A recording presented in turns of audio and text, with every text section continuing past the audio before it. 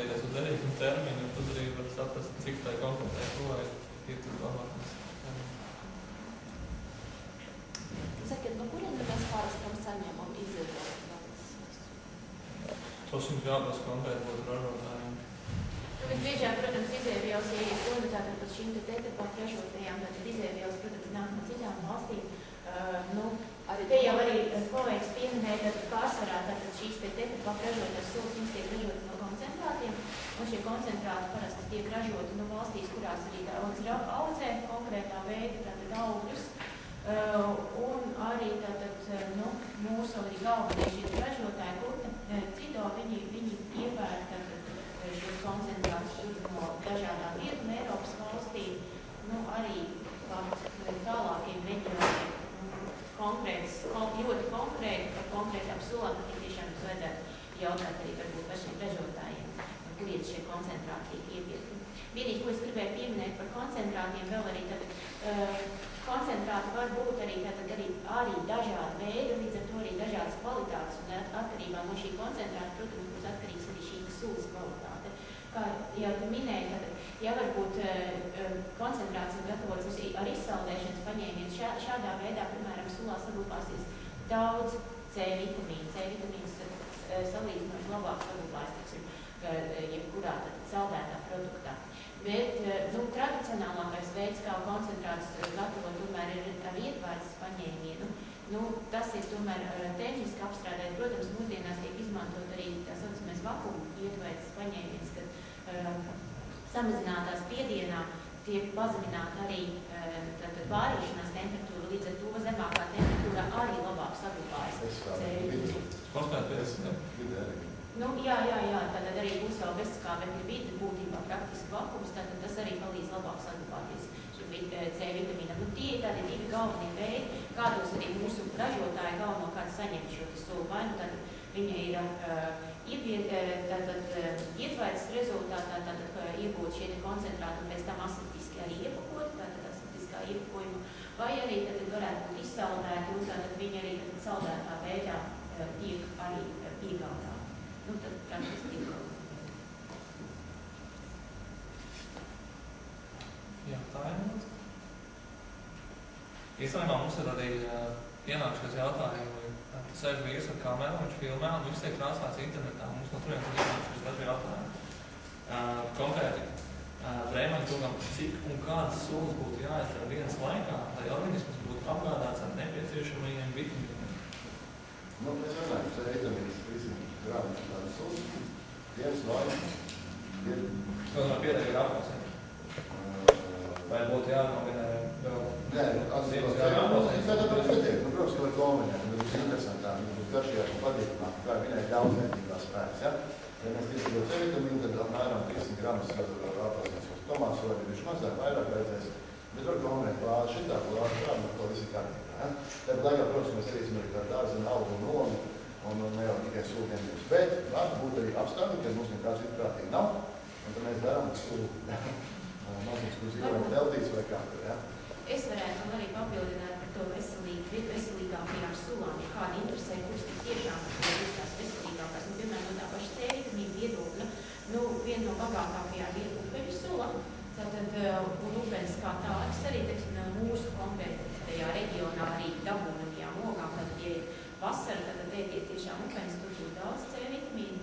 Vēl no tādiem netradicionālākiem augļiem, ko ir sākuši piedāvāt patiesībā arī mūsu ražotāji, ir tāds interesants auglis kā smilcēkšķi. Un droši vien arī kolēģis piekritīs, tad tur ir ne tikai viņi ir bagāti ar C vitamīnu, bet tur ir, varētu teikt, vairāk šo vitamīnu apkopojums. Tad tur ir C vitamīns, A vitamīna, provitamīns, beta-karotīns un arī, kas parasti ir ļoti maz augļos, bet šajos augļos ir diezgan daudz, tas ir vitamīns E. Un visi šie 3 vitamīni kopā arī ļoti stiprina tieši mūsu imūnsistēmu un ļoti nozīmīgi, ja ziemas apstākļos, piemēram, kad ir ļoti jācīnās ar gripu un citiem vīrusiem, tad varbūt ir tiešām vērts, ka jūs pameklējat šādu sulu veikalos arī. Un es zinu, ka ir viens no mūsu pašu audzētājiem, kas ir arī sācis ražot šādu sulu un piedāvā svaigas tiestu veikalos saldētā veidā. Un es domāju, šī sula tiešām varētu būt Un tad jums vēl nākas vai paturpināt ar vēl un atbildi. Kādēļ vitamīnu gaismas un gaisa ietekmē sadalās un cik ātri? Tātad konkrēti šajā gadījumā visvairāk iet runa tieši par C vitamīnu, tāpēc arī eksperimentos tika arī šis C vitamīns pārbaudīts, jo C vitamīns, varētu teikt, salīdzinot ar citiem vitamīniem, ir viens no visnestabilākajiem, un arī no otras puses augļos, ogās, dārziņos arī visvairāk ir tieši C vitamīnu. Un C vitamīns, C vitamīnam ir, kā lai saka, tātad gaisa ir īpaši, tātad gaisa skābekļi ietekmē, tātad C vitamīnam notiek oksidēšanās procesi, ko tātad veicina konkrēti tātad oksidatīvie fermenti, un šo fermentu ietekmē arī tātad ļoti strauji var tātad samazināties C vitamīna daudzums. Paldies. Un tad vēl viens jautājums no interneta. Ko jūs kundzei, vai piedalīšanās eksperimentā skolā kopā ar skolēniem ir sarežģīta? Īstenībā nav sarežģīta. Viņš ir atkarīgs no skolēniem. Jā, tieši tā. Un es gribu pateikt, ka šiem arī brīnišķīgi skolnieki. 5 no viņiem mācās klasē ar padziļinātu bioloģijas novirzienu, un viņi visi jau šogad ir izstrādājuši ļoti nopietnus darbus bioloģijā, apmēram tādus, kas atbilst studentu kursa darbiem un aizstāvējuši no skolā un rajonā. Un tāpēc man to komandu atrast arī nebija grūti. Viņi atrada jūs? Vienkārši saņēmu uzaicinājumu piedalīties eksperimentā, un man jau bija skaidrs, ko es uzaicināšu, un neviens no viņiem man neatteica. Paldies. Vai mums ir vēl jautājumi? Kādā veidā labāk jādzird pēc sēdēšanas, pirms sēdēšanas, kāda laika, cik daudz kopā var būt? Tas var būt ļoti dažādi. Var būt tās, ka nav optimāli uzreiz no paša, tukšā, no rīta dušā, pirmo, uzreiz no laikas kā vēsu. Savā ziņā tomēr tādu skābē vai kā cept iekšā no lieliem malkiem un daudz. Ja? Tādā reizē iespējams, ka viņi jau pašēgt ar ūdeni. Tad veciem, vai tas būs līdz siltens veidojums. Visā citādi, principā, sūlu var dzert gan kā atsevišķu ēdēreiz, kad organizēt, tas tomēr ir ēdienas, ir kā cēliens. No vienas puses ir daudz ūdens, no otras puses ēdienas, jo tur bija arī kaloriskā vērtība un vitamīnu vērtība un antioksidantu un minerālos.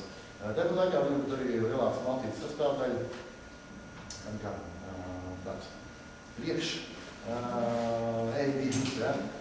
Gan arī ēšanas laikā pamalkot par vitamīnu un tomātu sūku pie gaļas ēdieniem. Ja? Un tādā ziņā sūku nāca pēc maltītes ar savu C vitamīnu un arī ar šīm skābjiem komponentiem, kas tur būs sulā, veicina ar iepriekš ēdienā esošām dzelzs, gaisa ir atvērtā dzelzs uzsūkšanos, ja? Optimizē šī dzelzs izmantošana, tad papildina viens otru šeit produktu. Es domāju, ka mēs varētu no oficiālo daļu šeit noteikt, ka tie ir vēl kādi jautājumi, mēs noteikti varētu attiecīgi kādam no mūsu ekspertiem tos uzdot un tie tiks atbildēti un arī noteikti varētu iepazīties tuvāk ar šo eksperimentu parādu, kā arī cienāties ar sulām un uz sulām balstītajām uzkodām mūsu sulu bārā. Tātad, paldies jums! Es nezinu, kas tev jāsaka. Labāk. Labāk.